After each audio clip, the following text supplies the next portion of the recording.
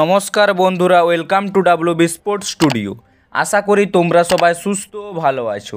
তো আজকের এই ভিডিওতে আইএসএলের লাইভ স্ট্রিমিং নিয়ে একটি গুরুত্বপূর্ণ আপডেট শেয়ার করার আছে।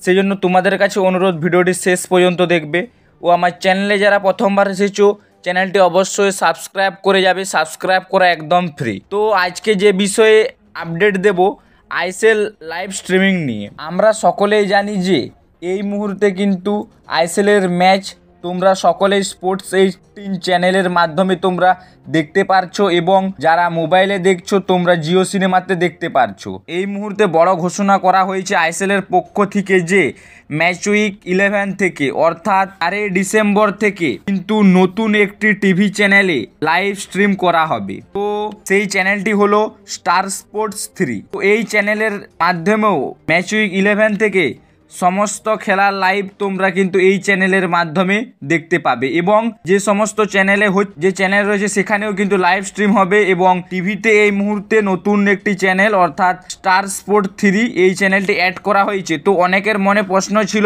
যে তাহলে বাংলায় লাইভ কোথায় দেখাবে। তো এই বিষয়ে তোমাদেরকে জানিয়ে দিই, বাংলা ভাষায় লাইভ স্ট্রিম নিয়ে আমার কাছে আপডেট নেই, তবে তোমরা দেখবে যে স্টার স্পোর্ট 3-তে ল্যাঙ্গুয়েজ চেঞ্জ করার অপশন থাকে, সেখানে একবার চেষ্টা করে দেখতে পারো যদি বাংলাতে হয়। তো এই বিষয়ে আমার কাছে আপডেট নেই, যদি বাংলাতে কোনো রকম চ্যানেলে লাইভ স্ট্রিম হয় আমি অবশ্যই তোমাদের জানিয়ে দেব। তো আজকের এই ভিডিওতে তোমাদেরকে এই গুরুত্বপূর্ণ আপডেটটি শেয়ার করার ছিল।